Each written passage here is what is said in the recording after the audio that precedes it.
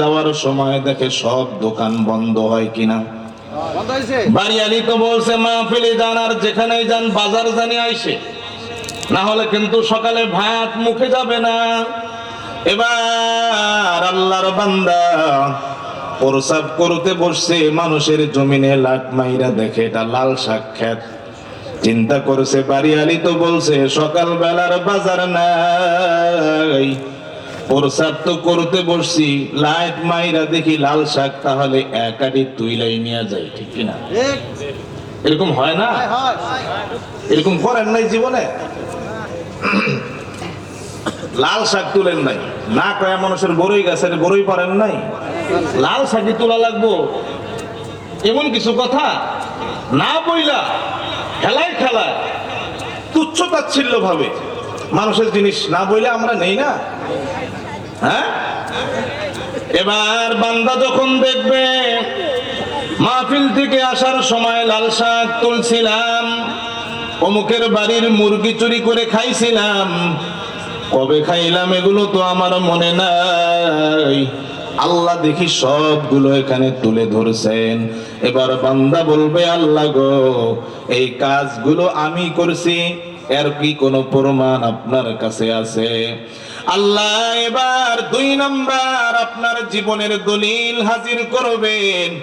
আল্লাহ বলবেন, আল-ইয়াওমা নাখতিমু আলা আফওয়াহিহিম ওয়া তুকাল্লিমুনা আইদিহিম ওয়া তাশহাদু আরজুলুহুম বিমা কানু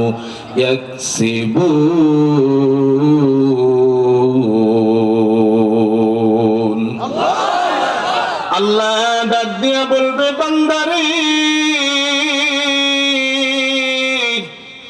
এখানে যা যা লেখা আছে, মুরগি চুরি করা, বড়ই পাড়া, বাদাম খাওয়া, কাঁচা মরিচ তোলা, যা যা গুনাহ লেখা আছে, আমি আল্লাহ সব প্রমাণ করব। তোমার গুনাহ প্রমাণ করার জন্য গাজীপুরের কোন মানুষকে আমি আল্লাহর প্রয়োজন হবে না রে বান্দা। আল্লাহ বলবে, বান্দারে, তোমার গুনাহ প্রমাণ করার জন্য কিছু সময়ের জন্য আমি আল্লাহ তোমার জবানকে বন্ধ করে দিলাম। আল্লাহ যখন জবান বন্ধ করে দিবেন, মুসলমান বান্দার হাতের গুনাহ হাত সাক্ষ্য দিবে, পায়ের গুনাহের ব্যাপারে পা সাক্ষ্য দিবে, চোখের গুনাহের ব্যাপারে চোখ সাক্ষ্য দিবে, অর্থাৎ প্রত্যেকটা অঙ্গ প্রত্যঙ্গ তার গুনাহের ব্যাপারে সাক্ষ্য দিবে। শুধু তাই নয় মুসলমান,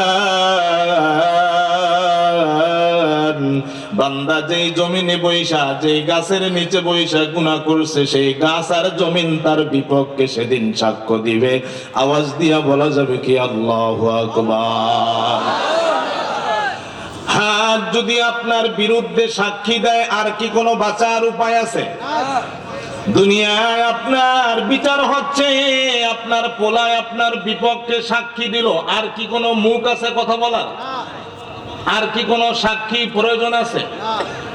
নিজের সন্তান দূরের কথা, নিজের হাত যখন আপনার বিরুদ্ধে কথা বলবে, পা যখন আপনার বিরুদ্ধে কথা বলবে, আল্লাহর সামনে কথা বলার মতো আপনার আর কোনো মুখ থাকবে না, আর কোনো উপায় থাকবে না। এবার বান্দা আফসোস করবি আর চিৎকার করবি, আর হাতের গোশতগুলো কামড়াবে। আল্লাহ ডাক দিয়া বলবেন, বান্দারে,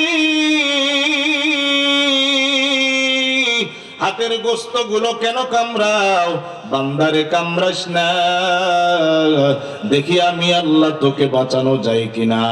আমি আল্লাহ তোর আমল নামা ওজন করার জন্য এবার মিজান নামক পাল্লা কায়েম করব রে বান্দা। আল্লাহ এবার আপনার জীবনের প্রত্যেকটা কাজ, ভালো কাজ, মন্দ কাজ মাপ দেওয়ার জন্য মিজান কায়েম করবেন। কি কায়েম করবেন? আল্লাহ সেদিন মিজান কায়েম করবে। আল্লাহ কোরআনুল কারিমে 3 নাম্বার দলিলের কথা বলতেছেন। আল্লাহ বলেন, ওয়ানাদাউল মাওয়াজিনাল কিসত লিয়াউমিল কিয়ামা ফালা তুযলামু নাফসুন শাইআ।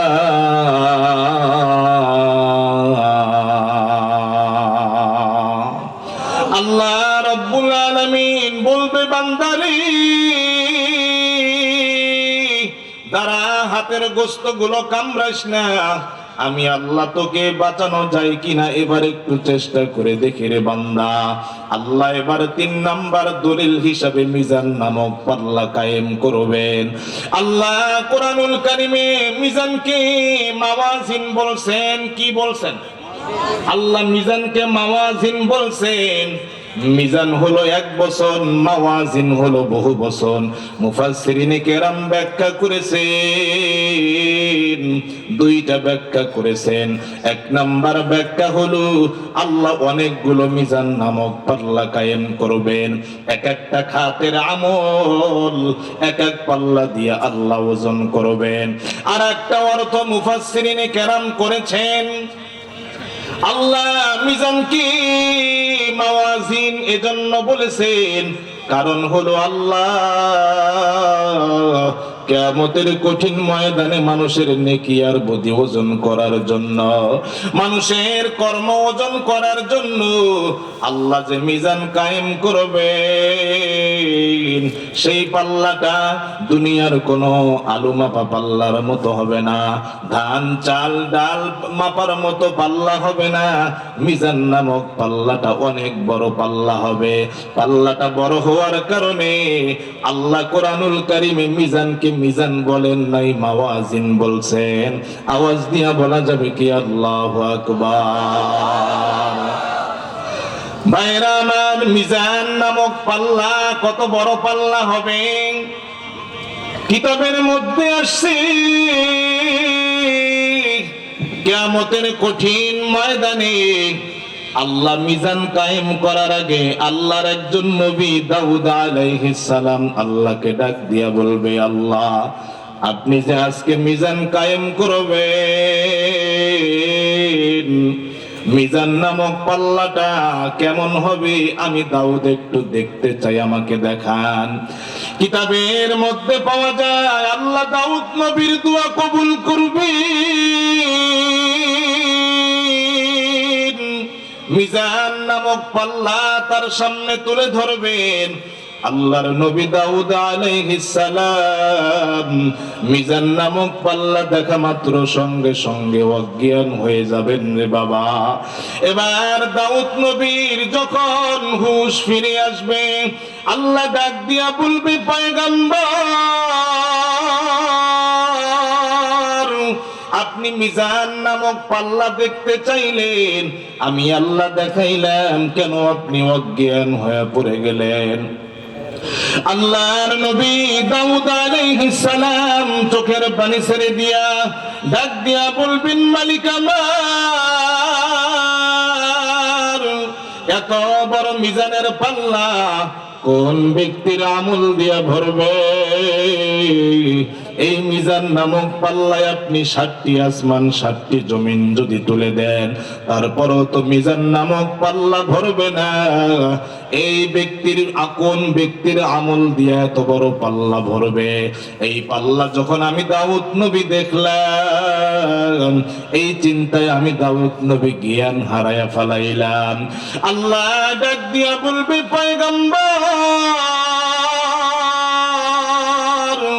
আপনি খবর জানেন না, এত বড় মিজান নামক পাল্লা, এক পাল্লায় 7 আসমান 7 জমিন যদি উঠাইয়া দেয়, আর এক পাল্লায় আমার মুমিন বান্দার ইখলাস ওয়ালা কালিমা যদি উঠাইয়া দেই, ওই কালিমা পড়ার মধ্যে যদি ইখলাস থাকে, আমি আল্লাহর উঠাইয়া দেওয়া 7 আসমান 7 জমিনের চেয়ে মুমিন বান্দার ইখলাস ওয়ালা কালিমার ওজন বেশি হয়ে যাবে। আওয়াজ দিয়া জোরে বলা যাবে কি সুবহানাল্লাহ। বাদশাহ जुर्मे मारा दुर्गुजार गुनाहगारी में तू आमर जेगर तूने को का रियो माबूद कर दे जुर्मे बे अंदाजा बेहद कर दे सालेहादर बंदे आसिया गश्ताइम दाखिरज कर दा সীমা গস্তায়েম। জোরে বলা যাবে কি মারহাবা? ঘুমাইতেছেন? কষ্ট হইতাছে? কষ্ট ছাড়া সুফল পাওয়া যায় না। আপনারা যে ফ্যাক্টরিতে কাম করেন, কাম করতে কষ্ট হয় না? তারপরে না বেতনটা পান। কোরআনের মাহফিলে যত কষ্ট করবেন, আল্লাহ মইরা গেলে পরকালে মর্যাদা তত উপরে উঠাইয়া দিবে। শুয়া শুয়া শরীর চুলকায়া জান্নাত খুঁজলে পাওয়া যাইব? যেই বেটা ওয়াজে আইসে নাই, ঘুমায়া রইছে, আর যেই বেটা শিক্ষিত মানুষ, গার্মেন্টসের পিএম, গার্মেন্টসের সুপারভাইজার, এই এলাকার সমাজসেবক, নামি দামি মানুষ, যেখানে একটা মজমায় গেলে তাকে চেয়ার ছেড়ে দেয়, উনি মাটিতে বসে ওয়াজ শুনতেছে আর একজন ঘুমাইতেছে, দুইজনের মর্যাদা কি আল্লাহর কাছে সমান মনে হয় আপনার কাছে? কম বেশি আছে না? কোরআনের মাহফিলে আইসা নিজের অস্তিত্বকে মিটাইয়া দিছেন। এখানে অসংখ্য মানুষ আছে, যে কোনো জায়গায় গেলে তাকে দেখে মানুষ চেয়ার ছায়, আছে না নাই? সে নিজের অস্তিত্ব মাটির সাথে মিশাইয়া দিছে। কেন? একমাত্র কোরআনের ভালোবাসায়, পরকালে নাজাতের আশায়, ঠিক কিনা? কোন রাজনৈতিক মঞ্চে যায় ওনাকে মাটিতে বসতে বললে মাটিতে বসবে না, প্রয়োজনে চইলাই আসবে, ঠিক কিনা? ওখানে বসে কি লাভ? ওখানে কেন মাটিতে বসবো? ওখানে আমার কি লাভ আছে? আর এখানে বসলে তো, এখানে কষ্ট করলে তো পরকালে নাজাতের একটা আশা আছে, ঠিক কিনা? ঘুমাইতেছে? কষ্ট হইতেছে? তাহলে কয় দলিল দিয়ে আল্লাহ প্রমাণ করবেন আপনি আমি খারাপ মানুষ ছিলাম না ভালো ছিলাম? কয় দলিল দিয়ে? ওয়াজ বুঝেন, 3 দলিল। 1 নাম্বার, কাগজে লেখা দিবেন, লেখা আপনার হাতে দিবেন, কি কি করছেন বান্দা, তুই পর কি কি করছস দেখ। 2 নাম্বার, কি কি করছেন, কোথায় বৈশা করছেন, কোন অঙ্গ দিয়া করছেন, আল্লাহ এগুলোকে সাক্ষী বানায়া, কথা বলায়া, অঙ্গ প্রত্যঙ্গের মাধ্যমে আল্লাহ পাক সাক্ষী বানাবেন, হাজির করবেন সাক্ষী। 3 নাম্বার দলিল, আল্লাহ মিজান কায়েম করে আল্লাহ দেখবেন যে ভালোর ওজন বেশি না খারাপের ওজন, নেকির ওজন বেশি হয় না বদির ওজন, গুনাহের ওজন বেশি হয়। ভাইরা আমার, সেদিন অল্প আমল মিজানে তুলে দিলেও অনেকে নাজাত পাওয়া যাবে। সে আমলটা যদি ভারী আমল হয়, সে আমলটা যদি কি আমল হয়, ভারী আমল হয়। এমন আমল ভারী করবেন কি দিয়া? হাঁস মুরগিওয়ালা যখন হাঁস মুরগি বেচতে বাজারে নিয়ে যায়, পাইপ দিয়া পানি খাওয়ায়, পাইপ দিয়া গুড়া খাওয়ায়, পাইপ দিয়া খাবার দেয়, জানি ওজন বেশি দেখা যায়, ঠিক না? হাঁস মুরগিওয়ালা বাজারে হাঁস মুরগি নিয়ে যায়, পাইপ দিয়া খাওয়ায়, দেখছেন না ভাই? আর আপনারে কইব, আরে হাঁস উঁচা করে দেখেন কি ভারী, কিন্তু এই ভারীটা উনি পাইপ দিয়া খাবার ঢুকাইয়া জোরপূর্বক জুলুম করে খাবার দিয়া ভারী করাইছে কাস্টমারকে দেখানোর জন্য। হাঁস মুরগিওয়ালা পাইপ দিয়া খাবার খাওয়ায়া তার হাঁস মুরগি ভারী করে বিক্রির জন্য। আপনার আমল কিভাবে আপনি মিজানে ভারী করবেন? কেমনে? আমলের লগে পাথর দিবেন? হ্যাঁ, ভালো জানেন তো। যাক, মাশাআল্লাহ, আল্লাহ আপনার ইলমের মধ্যে আরো বারাকা দান করুন। এমন শ্রোতা 2-4 জন দরকার আছে। একদম যদি কেউ কথা না কন, তাহলে বক্তার ওয়াজের আর ইমেজ থাকে না, ঠিক কিনা? দূরপাল্লার গাড়ি যখন চলে, ড্রাইভারের সাথে কথা বলতে হয়, তাহলে তার গাড়ি চালানোর ইমেজ ঠিক থাকে। হ্যাঁ, দেখবেন একজন হেল্পারি করতেছে আর একজন ড্রাইভারের সাথে সঙ্গ দিচ্ছে, গল্প করতেছে, যখন দেখে কেউই গল্প করে না, সবাই জিমাইতেছে, তখন উনি গান ছেড়ে দেয়, কারণ কোনো না কোনো সঙ্গ ওনার লাগবে, তাহলে ভালো ড্রাইভ করতে পারবে, ঠিক কিনা? শ্রোতারা যদি বক্তাকে সঙ্গ দেয়, তাহলে বক্তার কথা বলার ইমেজ তৈরি হয়, ভালো লাগা কাজ করে, ঠিক না? ভাইরা আমার, তাহলে 3 দলিল দিয়ে প্রমাণ করবেন আপনি আমি এই গাজীপুরের খারাপ ছিলাম না ভালো মানুষ ছিলাম। যদি ভালো হয় আল্লাহ নাজাত দিবেন, খারাপ হইলে জাহান্নাম দিবেন। আচ্ছা, এখন আপনার নাম ধরেন আব্দুর রহমান, আব্দুর রহমান নামে এই গাজীপুরে আর কেউ নাই? আচ্ছা, গাজীপুরে না থাকলে বাংলাদেশে আছে? ধরেন আপনার নামের সাথে হ্যার বাপের নামের সাথে হ্যার গ্রামের নামের সাথে সব মিলা গেছে, এরকম অনেক সময় হয় না? ভাই আপনার নাম কি? ভাই আমার নাম তো আব্দুর রহমান। ভাই আপনার নাম? ভাই আর আমার নাম তো আব্দুর রহমান। ভাই আপনার বাপের নাম? ভাই আব্দুল করিম। ভাই আরে কি, আমার বাপের নাম তো আব্দুল করিম। এরকম হয় কি না? এরকম হয় দেখাই তো অসংখ্য নির্দোষ মানুষ শুধু নামে, বাপের নামে, গ্রামে মিল হওয়ার কারণে আসামির নামের সাথে, বাপের নামের সাথে, গ্রামের নামের সাথে মিল হওয়ার কারণে অসংখ্য নির্দোষ মানুষ জেল খাটে, ঠিক কিনা? 20 বছর জেল খাইতে বাইর হয়, পরে কি রেজাল্ট দেয়, আদালত কি রায় দেয়, উনি আসল আসামি না, নামে মিল হওয়ার কারণে এটা একটা মিস্টেক হয়েছে। এরকম হয়েছে না? দেখছেন না এরকম কোনো দিন? নিয়ে যায় কি কোর্টে নিয়ে যায় কি আমার দেখানোর সময় আছে? এরকম খবর দেখছেন না? তাহলে নামে, বাপের নামে, গ্রামের নামে অনেক সময় সব মিল হয়ে যায়। আবার আপনারও এক মাইয়া, হেরো এক মাইয়া, আপনারও এক পোলা, হেরো এক পোলা, সবই মিল হয়ে যাইতে, শ্বশুর বাড়িও এক জায়গায়। এরকম অনেক সময় সবকিছু মিল হয়ে যায় কিনা? হ্যাঁ ভাইরা আমার, তাহলে এবার গভীর মনোযোগ দেন। দুনিয়ায় নাম ঠিকানায় মিল হওয়ার কারণে অনেক সময় নির্দোষ মানুষ বছরের পর বছর জেল খাটে, আছে কিনা? তাহলে আপনার নামের সাথে, ঠিকানার সাথে, যার নাম ঠিকানা, বাবার নাম সব মিল খাবে, কিয়ামতের কঠিন ময়দানে না জানি আবার তার আমল নামা আর আপনার আমল নামা পেজ বাইজা যায়, ঠিক কিনা? দুনিয়ায় যেহেতু পেজ বাজে, ওখানে বাঁচবো কিনা? আবার ওখানেও তো বাঁচতে পারে। আপনি আপনি আপনি অবশ্যই বলবেন না হুজুর এটা বাঁচবো না, আল্লাহ এই নবী কি এরকম দুর্বল কাম করবে? আর ভাই পেঁয়াজ যে বাঁচবো না এর প্রমাণ কি? ঠিক আছে না ভাইরা আমার? তাহলে দুনিয়ায় নির্দোষ মানুষের আসামির সাথে নাম ঠিকানা বনে যাওয়ার কারণে অনেক সময় নির্দোষ মানুষও জেল খাটে। কিয়ামতের কঠিন ময়দানে আপনার নামের সাথে, বাবার নামের সাথে, গ্রামের নামের সাথে কোনো ব্যক্তির যদি মিল হয়ে যায়, তাহলে না জানি আপনার আমল নামা তার আমল নামায় ঢুকে যায়, আর তার আমল নামা আপনার আমল নামার মধ্যে ঢুকে যায়। এমন প্রশ্ন আপনার মনের মধ্যে থাকতে পারে কিনা? থাকতে যে পারে এত প্রমাণ আছে আমার কাছে। কুরবানি ঈদের সময় আমরা যখন গরু জবাই করি, অনেকে নিজের নাম লেখা দেয়, বাপের নাম লেখা দেয়, গ্রাম লেখা দিছে, থানা লেখা দিছে, ইউনিয়ন লেখা দিছে, জেলা লেখা দিছে, শেষে বাংলাদেশও লেখছে। এরকম পাওয়া যায় না অনেকে? হুজুররা বলতে পারবে। ভাই বিরক্ত হইতেছে? চলে যাবেন? তো মনে করেন যে সব মানে নাম লেখছে, বাপের নাম লেখছে, গ্রাম লেখছে, ইউনিয়ন লেখছে, থানা, জেলা, বাংলাদেশও লেখছে। আমি একজনকে জিজ্ঞাসা করছিলাম, নিজে কারো কাছে শুনি নাই, আমি নিজে বলছি, ভাই এত কিছু লিখছে? তো হুজুর লিখছি আসলে আজকে তো মনে করেন যেমন আমার নামে আরো তো কত মানুষ কুরবানি দিব, ঠিক আছে না? এখন এইটা কার কুরবানি, এটা যদি অনেক সময় যদি সমস্যা হয়, এই জন্য নাম ঠিকানা জেলা মেলা সব দিয়ে দিছি। এরকম আল্লাহর ওলি বাংলাদেশে আছে কিনা? আছে না?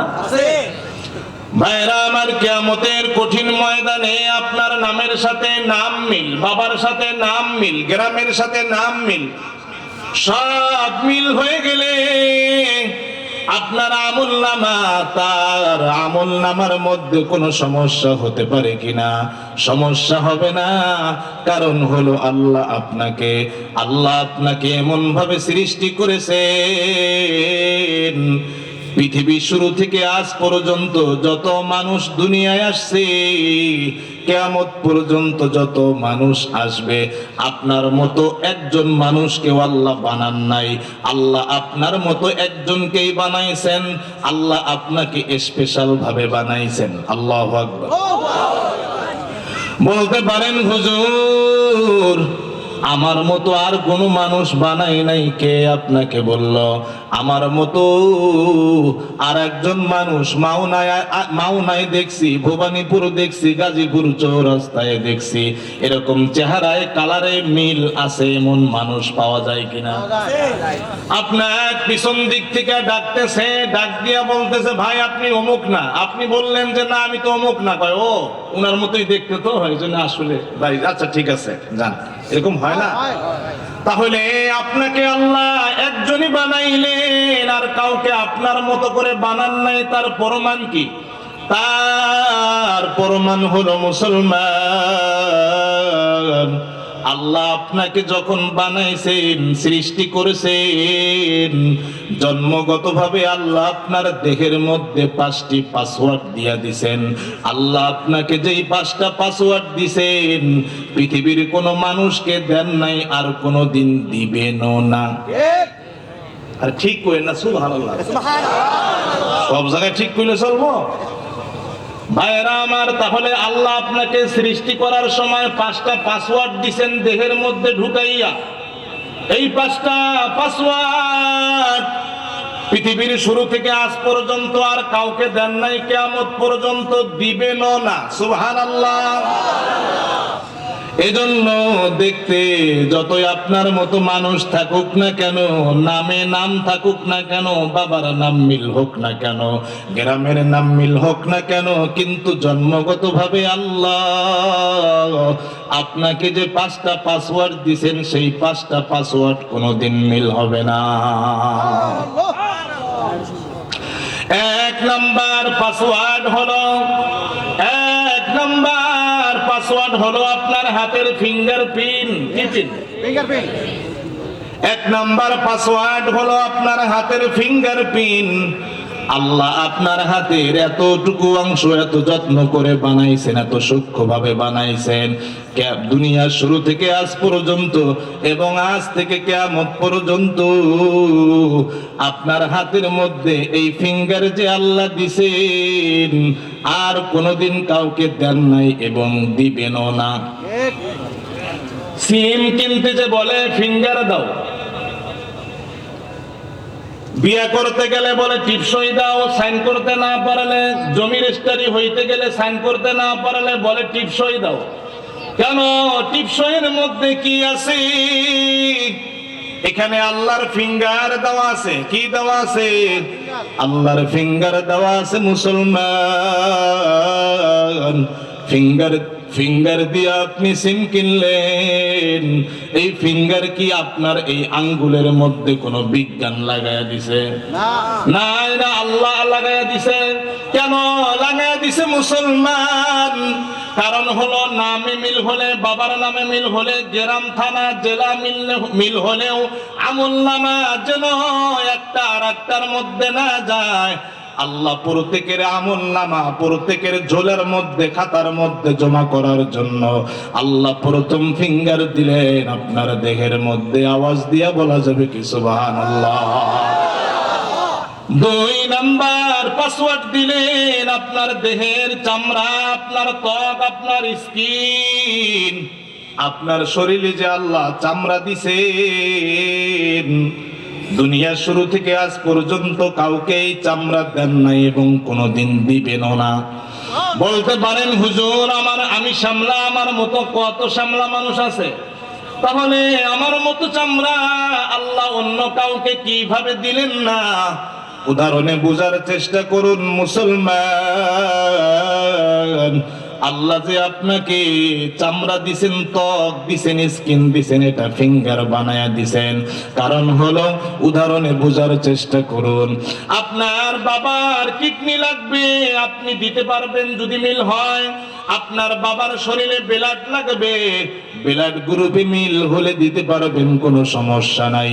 কিন্তু আপনার বাবার শরীরে দুর্ঘটনার কারণে কোথাও যদি চামড়া ছিঁড়ে যায়, আপনার বাবার শরীরে যদি চামড়া লাগানো দরকার হয়, সন্তান যদি বলে ডাক্তার মহোদয়, আমার বাবাকে আমি ভালোবাসা কিডনি দিছি, চামড়াও আমি দিব, ডাক্তার বলবে না আর একজনের চামড়া কখনো মিল হবে না।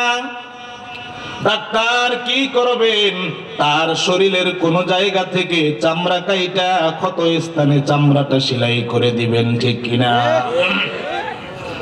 চামড়া যদি লাগে আপনার শরীর থেকে, অন্য জায়গা থেকে কেটে আপনার শরীরে ডাক্তার লাগাবে। পৃথিবীর কোন মানুষ যদি বলে আমি তার জন্য চামড়া দিব, ডাক্তার বলবে কিডনি লাগলে দিতে পারবা, ব্লাড লাগলে দিতে পারবা, কিন্তু চামড়া লাগলে দিতে পারবা না। কারণ হলো, তার চামড়ার সাথে পৃথিবীর কোন মানুষের চামড়া মিল খাবে না। অতএব তার শরীরের চামড়া তার শরীর থেকেই কাইটা লাগাইতে হবে। সুবহানাল্লাহ কইতেন না?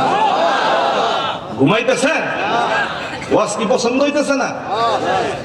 এগুলো ওয়াজ না শুনে যাবেন, তা মরার পরে দেখবেন যে কাপজার পেয়ে গেছে, ডাইন বাউ কিছুই বুঝতেছেন না, ঠিক কিনা? আর আগে থেকে এগুলো শুনলে একটা অভিজ্ঞতা তৈরি হবে যে কোন আমল নামা কোন সময় আসতেছে, ঠিক না? ভাইরা আমার, সংক্ষেপে শেষ দেই, সামনে আরো কিছু কথা বাকি আছে। 3 নাম্বার পাসওয়ার্ড হলো আপনার চোখের মনি। আল্লাহ আপনার চোখের মনিটাকে 1,54,000 সূক্ষ্ম সূক্ষ্ম রগ দিয়া সুন্দরভাবে বাধাই করে আপনার ব্রেনের সঙ্গে টানা দিছেন, যার কারণে অনেক সময় দেখা যায় মাথার সমস্যা হলে চোখে সমস্যা দেখা দেয়, চোখে সমস্যা হলে মাথার সমস্যা দেখা দেয়, ঠিক কিনা? ডাক্তারের কাছে গেছেন মাথা ব্যথা নিয়ে, আপনি জানেন আপনার মাথা ব্যথা, ডাক্তার বলে মাথা ঠিক আছে, সমস্যা হলো চোখের মধ্যে, পাওয়ারি চশমা পরো, চোখের যত্ন নেও, মাথা ব্যথা তোমার এমনি এমনি ভালো হয়ে যাবে। কারণ কি মুসলমান, আল্লাহ আপনার চোখের মনিটাকে 1,54,000 সূক্ষ্ম সূক্ষ্ম রগ দিয়া বাধাই করে আপনার ব্রেনের সঙ্গে টানা দিয়া রাখছেন। সুবহানাল্লাহ। ভাইরা আমার, আল্লাহ আপনার চোখের মনিটা কি 1,54,000 সূক্ষ্ম সূক্ষ্ম রগ দিয়া যে বাধাই করেছেন, ওই বাধাই করা ওই রগ গুলো যে টানা দিছেন, কারো বাধাইয়ের সঙ্গে কারো বাধাই মিল খাবে না। এরপরে 4 নাম্বার পাসওয়ার্ড হলো আপনার জিহ্বা।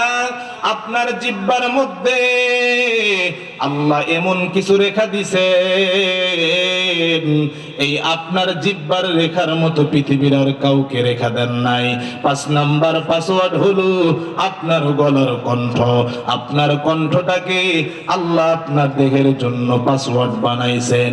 আল্লাহ আপনার কণ্ঠে যেই কণ্ঠ ব্যবহার করেছেন, যেই পদার্থ ব্যবহার করেছেন, পৃথিবীর আর কোন মানুষকে এই পদার্থ দেন নাই। সুবহানাল্লাহ। আন্দে বেহাদ মর খোদায়ে পাক কে ইমাদাদ মুশতে খাকে আকে দর দমদমি দো রুহেরা দাদে আজ তুফান জতু নোহেরা বেপে দর পর জিন্দা পয়দা উকুনো তিফলেরা দর মহদে গুয়া উকুনো। জোরে বলা যাবে কি মারহাবা? তাহলে আপনার দেহের মধ্যে আল্লাহ কয়টি পাসওয়ার্ড দিবেন বলেন? 5টি পাসওয়ার্ড দিবেন। 1 নাম্বার ফিঙ্গার দিবেন। 2 নাম্বার হলো আল্লাহ আপনার ত্বককে পাসওয়ার্ড বানাইছেন রে বাবা। 3 নাম্বার হলো আপনার চোখের মনির বাধাইটাকে আল্লাহ পাসওয়ার্ড বানাইছেন। 4 নাম্বার হলো আপনার জিহ্বার রেখাগুলোকে আল্লাহ পাসওয়ার্ড বানাইছেন। 5 নাম্বার হলো আপনার কণ্ঠটাকে আল্লাহ পাসওয়ার্ড বানাইছেন। কিভাবে কণ্ঠ পাসওয়ার্ড হলো?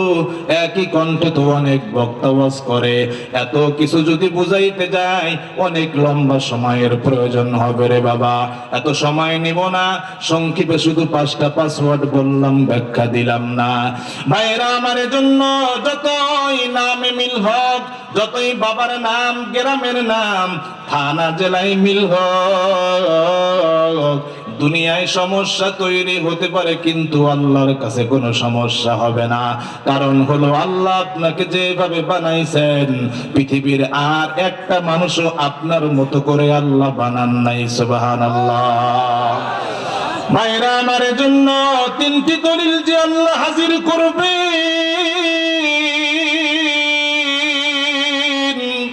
আপনার কর্ম আপনার দলিলে থাকবে, বাবার কর্ম আপনার আমলনামায় আসবে না রে বাবা। আপনার কর্ম আপনার ছেলের আমলনামার মধ্যে যাবে না। আল্লাহ যার যার আমলনামা, যার যার খাতার মধ্যে লেখা রাখতেছেন, সংরক্ষণ করতেছেন, কিয়ামতের কঠিন ময়দানে আল্লাহ 3টা দলিল দিয়া সাক্ষী বানাবেন। সেদিন 3 দলিলে কোন মানুষ যদি ভালো প্রমাণিত হয়, আল্লাহ তাকে সেদিন জান্নাত দিবেন। তিন দলিলে কেউ যদি খারাপ প্রমাণিত হয়, আল্লাহ সেদিন বৈষম্য করবেন না। খারাপ মানুষ শিল্পপতি হলেও আল্লাহ তাকে জাহান্নামে দিবেন, বড় নেতা হলেও জাহান্নামে দিবেন। তিন দলিলে যদি খারাপ প্রমাণিত হয়ে যায় রে বাবা, আল্লাহ আপনাকে আমাকে শাস্তি দেওয়ার জন্য জাহান্নাম রেডি করবেন। কি রেডি করবেন? ভাইরা আমার, গভীর মনোযোগ দিয়া কথাগুলো শ্রবণ করেন। আল্লাহ সেদিন জাহান্নাম হাজির করবে। আল্লাহ খারাপ মানুষকে শাস্তি দেওয়ার জন্য আল্লাহ সেদিন 7টা জাহান্নাম হাজির করবেন রে বাবা। 1 নাম্বার জাহান্নাম হলো হাবিয়া, 2 নাম্বার জাহান্নাম হলো লাযা, এরপরে হলো জাহিম, এরপরে হলো সাকার, এরপরে হলো হুতামা। আল্লাহ এমন 7টি জাহান্নাম তৈরি করেছেন রে বাবা খারাপ মানুষদেরকে শাস্তি দেওয়ার জন্য। আল্লাহ শুধু জাহান্নাম রেডি করেন নাই, আল্লাহ ওই জাহান্নামকে ভয়াবহ আযাব দিয়ে সাজাইছেন। কেমন আযাব দিয়ে সাজাইছেন? আল্লাহ জিবরিলকে ডাক দিয়া বললেন, জিবরিল রে, আমি আল্লাহ যে জাহান্নাম বানাইছি সেই জাহান্নামটা পরিদর্শন করে আসো। আল্লাহর অনুমতি পাইয়া জিবরিল আলাইহিস সালাম জাহান্নাম দেখার জন্য রওনা করলেন। জিবরিল আলাইহিস সালাম জাহান্নাম পরিদর্শন করিয়া রে বাবা দুনিয়ার জমিনে আল্লাহর নবীর কাছে হাজির হইলেন। আল্লাহর নবীকে সালাম দিয়া নবীর সামনে বসলেন। আল্লাহর নবী ডাক দিয়া বললেন, জিবরিল,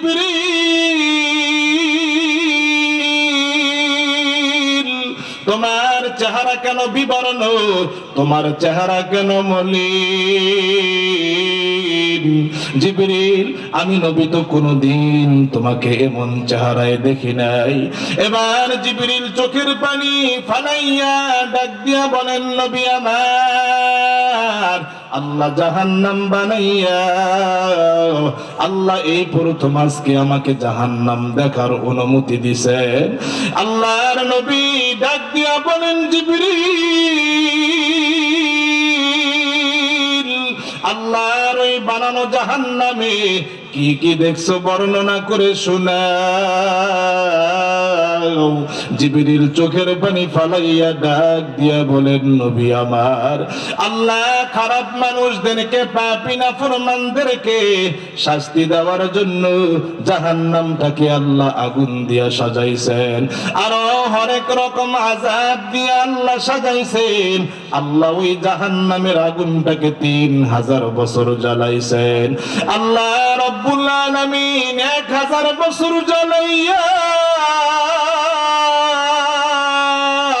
জাহান্নামের আগুনটাকে আল্লাহ সাদা বানাইছেন। আল্লাহ আরো 1000 বছর জাহান্নামের আগুন জ্বালাইছেন রে বাবা। 2000 বছর জ্বালানোর পর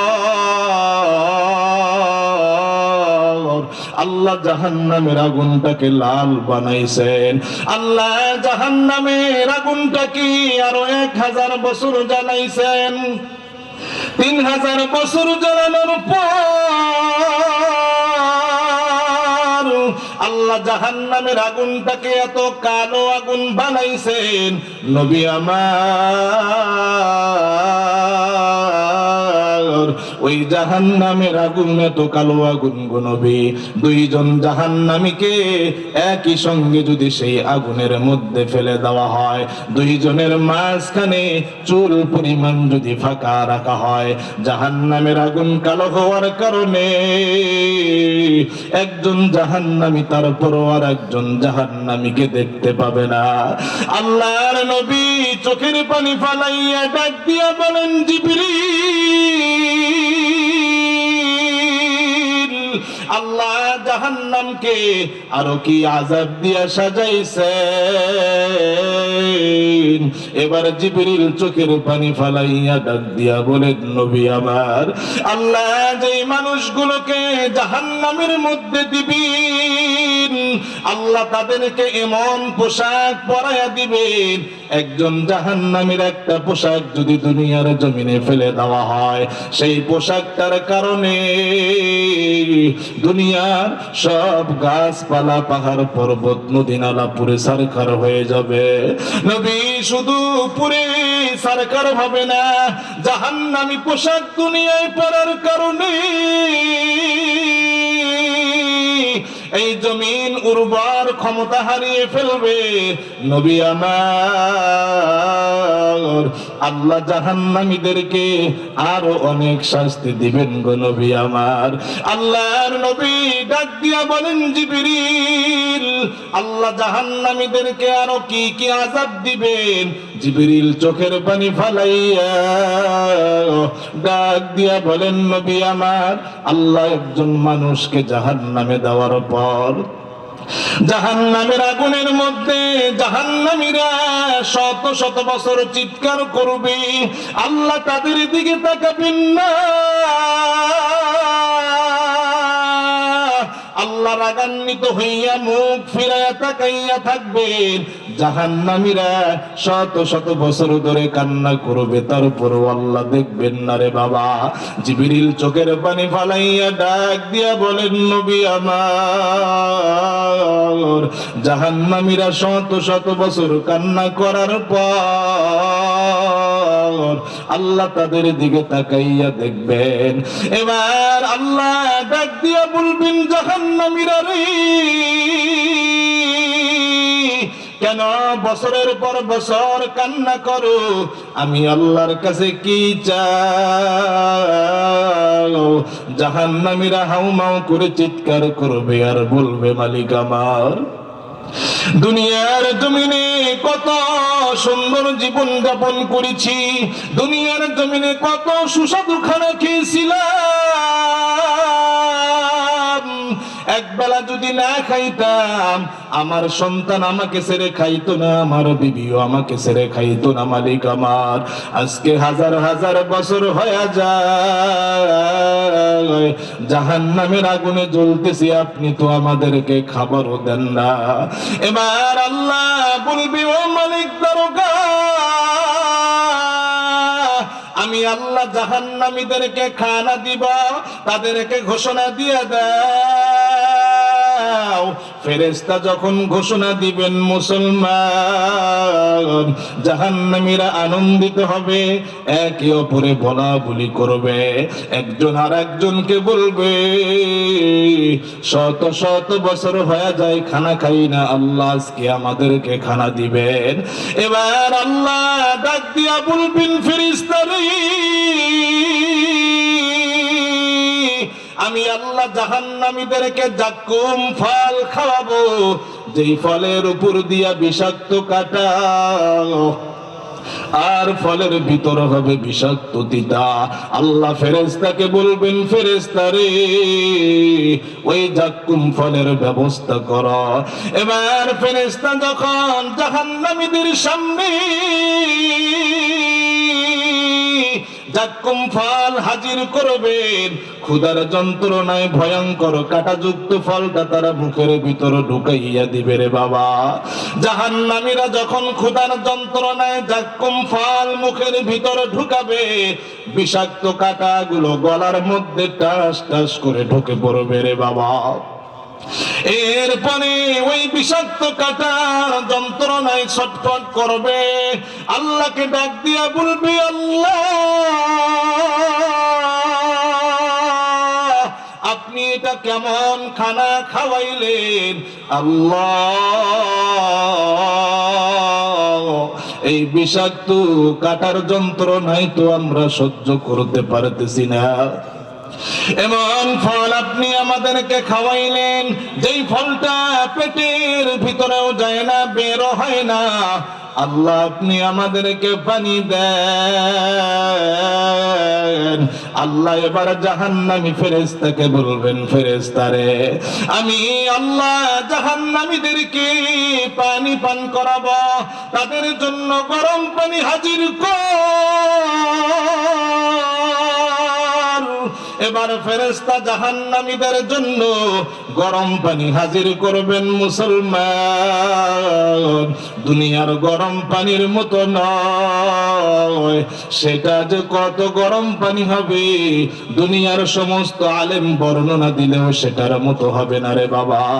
এমন ভয়ঙ্কর গরম পানি তাদের সামনে হাজির করা হবে, জাহান্নামীরা পানির পিপাসায় পান করবে। পানি অত্যন্ত গরম হওয়ার কারণে মুখের সামনে নেওয়া মাত্র নিচের ঠোঁটটা ঝলসে যাবে, নাভি পর্যন্ত পড়ে যাবে। এরপরেও তারা পানির পিপাসায় গরম পানি পান করবেন। গরম পানি যখন পান করবেন মুসলমান, ওই অত্যন্ত গরম পানি হওয়ার কারণে পেটের সমস্ত ভুঁড়ি নারী বের হয়ে যাবে পায়খানার রাস্তা দিয়া। আল্লাহর নবী এমন জাহান্নামের ভয়ঙ্কর ভয়ঙ্কর বর্ণনা শুনে আল্লাহর নবী জিবরিলকে পাঠাইয়া দিলেন। নবী আমার আম্মা জান আয়েশাকে ডাক দিয়া বললেন, আয়েশা রে, ঘরের দরজা জানালাটা বন্ধ করে দাও, আমি নবী আমার গুনাহগার উম্মতকে জাহান্নাম থেকে বাঁচানোর জন্য আমি নবী আজকে কাঁদবো। আয়েশা রে, দরজা খুলিস না, আমাকে তুই ডাক দিস না রে আয়েশা। আল্লাহর নবী সিজদায় পড়ে গেলেন। নবী আমার কামরা থেকে বের হন না। সাহাবায়ে কেরাম অপেক্ষা করতেছেন নবী কেন ঘর থেকে বের হন না। সাহাবায়ে কেরাম টেনশনে পড়ে গেছেন, আল্লাহর নবী কেন ঘর থেকে বের হন না। দয়ার নবী, মায়ার নবী, তার কি হলো? সাহাবায়ে কেরাম কান্না শুরু করেছেন। সাহাবায়ে কেরাম একে একে নবীর কামরার সামনে এসে সালাম দিলেন। আবু বকর এসে সালাম জানাইলেন। আল্লাহর নবী দরজা খুলেন নাই। আবু বকর, ওমর, ওসমান, আলী প্রমুখ বড় বড় সাহাবায়ে কেরাম নবীর দরজায় আইসা সালাম দিলেন। তারপর নবী দরজা খুলেন নাই, গুনাহগার উম্মতকে বাঁচানোর জন্য কাঁদছেন রে বাবা। সর্বশেষ সাহাবায়ে কেরামদের মধ্যে একজন সাহাবী ছিলেন সালমান ফারসি, যিনি সাহাবায়ে কেরামের মধ্যে সবচেয়ে বৃদ্ধ সাহাবী ছিলেন। কেমন বৃদ্ধ ছিলেন? আল্লাহর নবী দুনিয়ায় আসার 1.5 থেকে 200 বছর আগে পারস্যে সালমান ফারসির জন্ম হয়। আল্লাহর নবী দুনিয়াতে আসার 1.5 থেকে 200 বছর আগে পারস্যে সালমান ফারসি জন্মগ্রহণ করে। নবীর জন্য সারাটা জীবন ওয়াকফ করে দিয়েছেন। এই সালমান ফারসি সর্বশেষ নবীর দরজায় গিয়ে সালাম দিলেন। এবার নবীর সামনে দরজায় যখন সালমান ফারসি সালাম দিলেন, আল্লাহর নবী দরজা খুলেন না। সালমান ফারসি ডাক দিয়া বললেন, নবী আমার, আপনি কিন্তু আমাকে আবু বকর মনে কইরেন না, ওমর, ওসমান, আলী মনে কইরেন না গো নবী, আমি কিন্তু আপনার সেই সাহাবী সালমান ফারসি। আমি আমার সারাটা জীবন আপনার জন্য ওয়াকফ করে দিয়েছি নবী গো। সালমান ফারসি নবীর জন্য কেমন ত্যাগ স্বীকার করেছেন, নবীর জন্য কেমন কষ্ট করেছেন। পারস্যের সাম্রাজ্য পরিবারের সন্তান তিনি ছিলেন, এক বাবার একমাত্র সন্তান ছিলেন রে বাবা। নবীকে পাওয়ার জন্য 13 জন মনিবের গোলামি করছেন। গোলামি করতে করতে যৌবন কাল থেকে বৃদ্ধ হয়ে গেছেন। সর্বশেষ সালমান ফারসি 12 নম্বর মনিব, তাকে যখন বাজারে উঠাইলেন বিক্রি করার জন্য, একজন কিছুদিন কাজ করায় আসে আবার বিক্রি করে দেয়। এভাবে 12 নম্বর মনিব যখন সালমান ফারসিকে বাজারে উঠাইলেন, সালমান ফারসি চিন্তা করলেন আমি তো পাদ্রীদের মুখ থেকে শুনেছি আল্লাহর নবীর সন্ধান পাইতে হলে নবী জন্ম হবে মক্কায়, নবী হিজরত করবে মদিনায়। আমি যৌবনকাল থেকে অপেক্ষা করতে করতে আমার জীবনটা শেষ হয়ে গেল, বৃদ্ধ হয়ে গেলাম। আমার নবী মনে হয় মদিনায় হিজরত করেছে। আমি সালমান মক্কায় যদি অপেক্ষা করি নবীর সাক্ষাৎ নাও হতে পারে। এবারে সালমান ফারসি 12 নাম্বার মনিবের সাথে বাজারে গেলেন রে বাবা। 13 নাম্বার মনিব 12 নাম্বার মনিবের সাথে যখন কথা বলতেছেন, 12 নাম্বার মনিব 13 নাম্বার মনিবের সাথে যখন কথা বলতেছেন, 13 নাম্বার মনিব ডাক দিয়া বলে, আমি ইয়াসরিব থেকে আসছি, মদিনা থেকে আসছি একটা গোলাম কেনার জন্য। সালমান ফারসি যখন মদিনার নাম শুনছেন রে বাবা, সঙ্গে সঙ্গে 13 নাম্বার মনিবের পায়ে পড়ে গেছেন, ডাক দিয়া বলছেন, মনিব গো, আমার খুব ইচ্ছা মদিনায় কাজ করব, আপনি যদি আমাকে বেশি টাকাও কিনতে হয় তারপর রাইখা যায়েন না, আমার ইচ্ছা হলো মদিনায় যাব, আপনি আমাকে বেশি দামে হলেও কিনে নেন। আমি সালমান কথা দিলাম, একাই আমি 3 জনের কাজ করে দিব। সুবহানাল্লাহ। এভাবে কষ্ট করে সালমান ফারসি মদিনায় চলে গেলেন। অনেক লম্বা ঘটনা মুসলমান। এরপরে মদিনায় অপেক্ষা করতে করতে বেঈমানদের হাতে মার খাইতে খাইতে আল্লাহর নবীর সঙ্গে সাক্ষাৎ হয়ে গেল। এমন কষ্ট করা নবীর জন্য এমন ত্যাগী সাহাবী আল্লাহর নবীর দরজায় এবার দাঁড়াইয়া সালাম দিলেন, ডাক দিয়া বললেন, নবী আমার,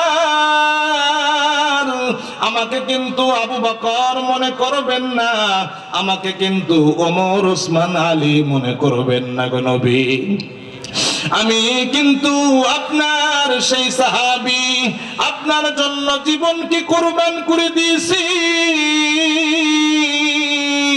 নবী আমার, আপনি যাকে ফিরাইয়া দিছেন কিন্তু আমাকে ফিরাইয়েন না। আল্লাহর নবী আম্মা জান আয়েশাকে এবার বললেন, দরজাটা খুলে দাও। আম্মা জান আয়েশা দরজা খুলে দিলেন, সকল সাহাবায়ে কেরাম প্রবেশ করলেন। নবীর হুজরাখানায় প্রবেশ করার পর তাকায়া দেখেন নবী আমার, দিনের নবী, মায়ার নবী কানতে কানতে চক্ষু মোবারক ফুলাইয়া পালাইছেন। সাহাবায়ে কেরাম নবীর কান্না দেখে চিৎকার শুরু করেছেন। আল্লাহর নবী কান্না করেন, সাহাবায়ে কেরামও কান্না করেন। মুসলমান, আল্লাহর আরশ মহল্লায় জোশ শুরু হয়ে গেছে, রহমতের ঢেউ উঠা শুরু হয়ে গেছে। মুসলমান, আল্লাহ জিবরাইলকে হুকুম করেছেন, জিবরাইল রে যা যা আমার নবীকে জাহান্নামের ভয়াবহ আযাবের বর্ণনা দিয়া আমার নবীকে তুমি কাঁদাইছো, এবার যাও আমার দোস্তকে সুসংবাদ দাও, উম্মতের জন্য এত যেন ব্যস্ত না হয়, এত যেন তিনি কান্না না করে, পেরেশান যেন না হয়। আমি আল্লাহ আমার নবীকে, আমার দোস্তকে কথা দিলাম, তার গুনাহগার উম্মত পাহাড় পরিমাণ যদি গুনাহ করে, পাহাড় পরিমাণ অপরাধ করতে করতে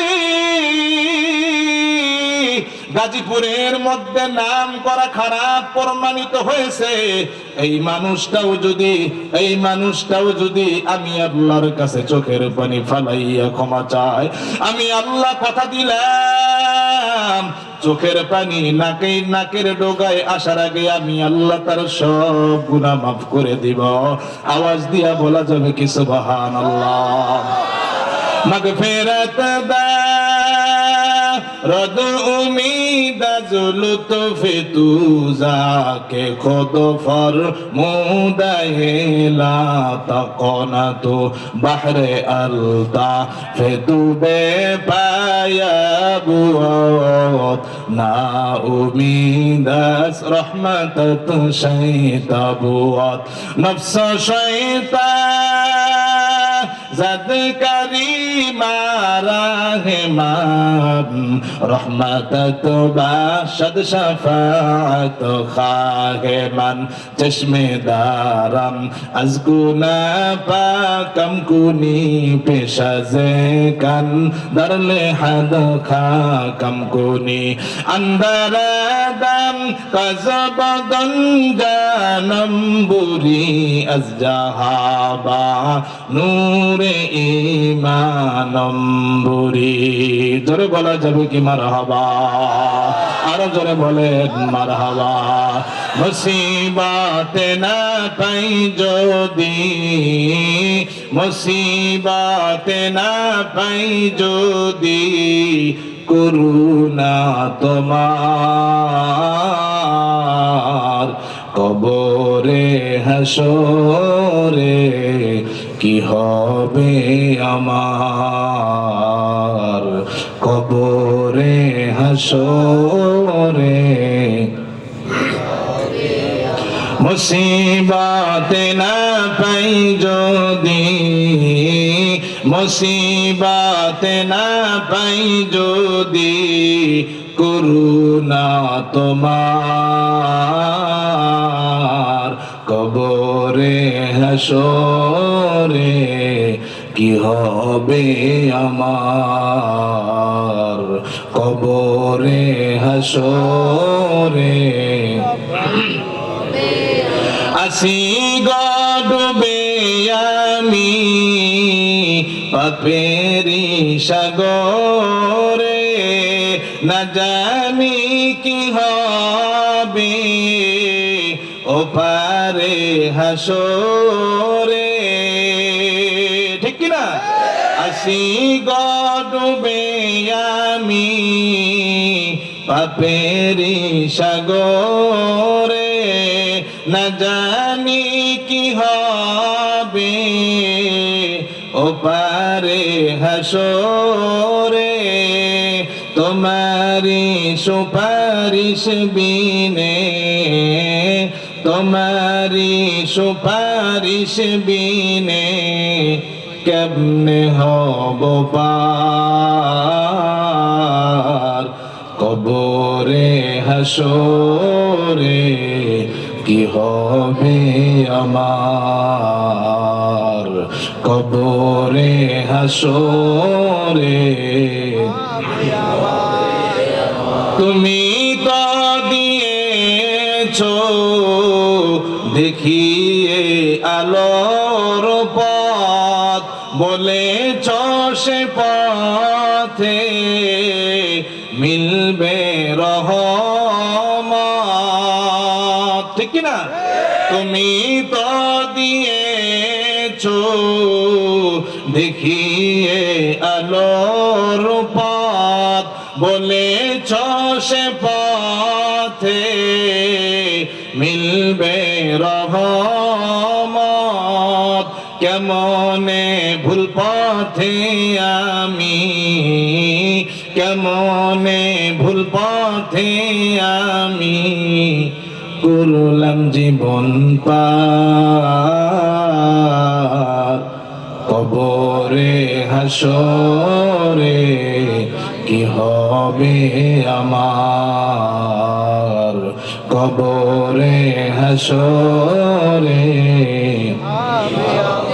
মুসিবতে না পাই যদি মুসিবতে না পাই যদি করুণা তোমার বলেন কবরে হাসরে কি হবে আমার কবরে হাসরে লা ইলাহা ইল্লাল্লাহ লা ইলাহা ইল্লাল্লাহ লা ইলাহা ইল্লাল্লাহ লা ইলাহা ইল্লাল্লাহ মুহাম্মাদুর রাসূলুল্লাহ সাল্লাল্লাহু আলাইহি ওয়াসাল্লাম। ঘুমাইতেছেন? ঘুমাইছেন? কষ্ট দিলাম ভাই? আল্লাহ পাক আমাদের কালকে থেকে আজ পর্যন্ত যত কথা হয়েছে সব কথার উপর আগে বক্তাদেরকে, তারপর শ্রোতাদেরকে, তারপরে মাহফিল আয়োজক কমিটি, এলাকাবাসী সবাইকে আমল করার জন্য তৌফিক দান করেন। এরপরে হুজুর কথা বলবেন, মুনাজাত করবেন, একটা মানুষও উঠবেন না। আলহামদুলিল্লাহ, 2 দিন ব্যাপী হাজী আব্দুল মান্নান ইকরা কওমি মাদ্রাসার বাৎসরিক মাহফিল আজকে শেষ দিন। এখানে উপস্থিত আছেন আজকের এই মাহফিলের সম্মানিত সভাপতি জনাব মোহাম্মদ আব্দুল সালাম মাতুব্বর। উনি সংক্ষিপ্ত কিছু কথা বলে আজকের মাহফিলের সমাপ্তি ঘোষণা করবেন। অনেক ভালো ওয়াজ হয়েছে গতকাল এবং আজকে, অনেক ভালো ওয়াজ হয়েছে। আপনারা মোনাজাত না করে কেউ যাবেন না। হুজুর মুসাফির, হুজুর দোয়া করবেন। আমি আমার দায়িত্বটা হুজুরের উপরে অর্পণ করে দিচ্ছি, হুজুরই দোয়া করবেন। এখন সংক্ষিপ্ত বক্তব্য রাখবেন আজকের সবার সম্মানিত সভাপতি সাহেব।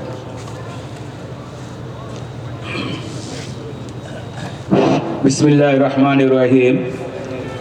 হাজী আব্দুল মান্নান ইকরা কওমি মাদ্রাসার উদ্যোগে 2 দিন ব্যাপী ওয়াজ মাহফিল গড়গড়িয়া নতুন পুরান বাজার বেদজুরি গ্রামে অনুষ্ঠিত হয়েছে।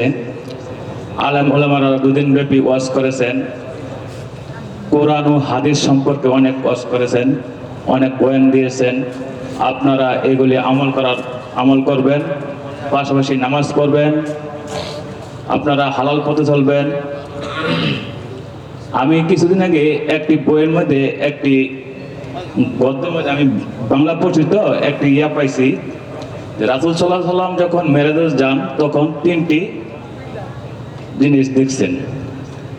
একটি জিনিস হলো কিছু পাখি আবর্জনা খাইতেছে। তো আরেকটু গেতাওয়ার পর আরেকটা দিন দেখছে যে বেহেশতের মধ্যে বসে একটি লোক কাঁদতেছে। আর কতক্ষণ যাওয়ার পরে দেখছে আরেকটা জিনিস দেখছে যে দুদকে বসে সে হাসতেছে। এই 3টে জিনিস দেখার পরে রাসূল সাল্লাল্লাহু আলাইহি ওয়াসাল্লাম জিবরাইল আলাইহিস সালামকে জিজ্ঞাসা করলো, এই 3টে জিনিস আমি দেখলাম এর অর্থটা কি, আমার একটু বলো তো। পরে জিবরাইল আলাইহিস সালাম আল্লাহর কাছে ফরিয়াদ করছেন। আল্লাহ তাআলা জিবরাইল সালামের মাধ্যমে রাসূল সাল্লাল্লাহু আলাইহি ওয়াসাল্লাম বলছেন যে এমন এক জামানা আসবে যে জামানায় আলেম ওলামারা সুদ খাবে, ঘুষ খাবে এবং বিভিন্ন কাজে লিপ্ত থাকবে। এটা হচ্ছে যারা যে পাখিগুলো আবর্জনা খাইতেছে। আর আরেক লোক যে দুধে পয়সা হাসতেছে,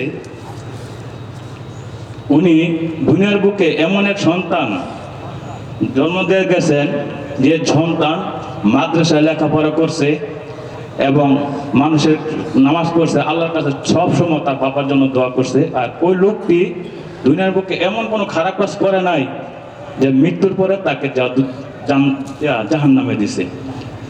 তার ছেলে যে হয়ে গেছে দুনিয়ার বুকে, আল্লাহর ইবাদত বন্দি করে, আল্লাহর কাছে দোয়া করে, তার বাপ মার জন্য দোয়া করে। এই দোয়ার উসিলায় আল্লাহ তাআলা তার জাহান্নামের আগুন, জাহান্নাম থেকে তাকে বের করে বেহেশতে দিবে। এই সুসংবাদ সে জানতে পেরে সে হাসতেছে। আর যে লোক বেহেশতে বইয়ে কাঁদতেছে, ওই লোকটা জিজ্ঞাসা করলো কেলিগো কান্দে। উনি দুনিয়ার বুকে এমন কোনো ভালো কাজ নাই যাতে না করেছে, কাজ করার পরে তাকে আল্লাহ পাক তাকে জান্নাত দিয়েছে। কিন্তু দুনিয়ার বুকে একটা ছেলে সন্তান জন্ম দেওয়া হয়ে গেছে, তার সন্তান জন্ম দেওয়া হয়ে গেছে যে এই সন্তান দুনিয়ার বুকে এমন কোনো খারাপ কাজ নাই যে না করতেছে, তা আল্লাহ তাআলা এক বেজার হইয়া তাকে বেশ থেকে বার করে দেবে। এই কারণে বেশ দেবে কাঁদতেছে। মুসলিয়ান এলাকার মুরব্বিয়ান 2 দিন ব্যাপী আলেম ওলামারা ওয়াজ করেছেন ইসলাম সম্পর্কে। আপনাদের ছেলে আপনারা নিজেরা নামাজ পড়বেন এবং নিজের সন্তানদেরকে সুশিক্ষা শিক্ষিত করবেন। এই আশা আমি রেখি। আর অত্র এলাকার অনেক প্রবীণ লোক ইন্তেকাল ফরমে আসছেন, অনেক হাজি সাহেব মারা গেছেন। আর বিশেষ করে আমাদের দেশনেত্রী বেগম খালেদা জিয়া সাবেক 3 বারের প্রধানমন্ত্রী ছিলেন, অল্প কিছু আগে মারা গেছেন। ওনার জন্য দোয়া করবেন। এই আশা ব্যক্ত রেখে আমি আমার সংক্ষিপ্ত কথা শেষ করলাম। আসসালামু আলাইকুম। আর রাস্তা মাহফিল ওদের মোনাজাত করবেন, মোনাজাতের পরে মাহফিল সমাপ্ত ঘোষণা করলাম। আসসালামু আলাইকুম। দুরুদ ইব্রাহিম আল্লাহুম্মা সাল্লি আলা। কয়েকজন যারা এই এলাকায় কয়েকজন লোকের নাম হুজুর পড়ে আলহামদুলিল্লাহ 2 দিন যাবত আমাদের এখানে কোরআন হাদিসের আলোচনা হয়েছে। তো আলহামদুলিল্লাহ অনেক রাত হয়েছে। তো এই মাহফিলগুলা জনগণের টাকায় এগুলা পরিচালিত হয়।